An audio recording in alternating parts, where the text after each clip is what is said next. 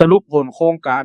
สร้างเครือข่ายการมีส่วนร่วมของประชาชนในการแก้ไขปัญหาความเดือดร้อนของประชาชนในระดับสถานีตำรวจเพื่อสนับสนุนการป้องกันอาชญากรรมประจำเดือนตุลาคม 2568 สถานีตำรวจภูธรเมืองลำปางมีช่องทางการติดต่อสื่อสารระหว่างเครือข่ายประชาชนกับเจ้าหน้าที่ผ่านช่องทางสื่อสังคมออนไลน์ต่างๆรวม8ช่องทางได้แก่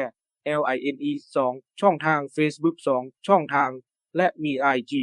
TikTok เว็บไซต์ YouTube อย่างละ1ช่องทางรวมเป็น8ช่องทางมีความถี่ในการสื่อสารประจำเดือนตุลาคมรวม72ครั้ง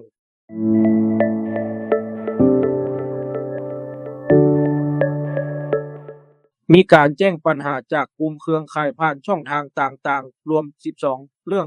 เป็นปัญหาด้านสังคม7เรื่องด้านเศรษฐกิจ1เรื่องด้านสิ่งแวดล้อม2เรื่องด้านความขัดแย้ง2รวม12เรื่องซึ่งทุกปัญหาสามารถดำเนินการแก้ไขได้ในระดับสถานีตำรวจ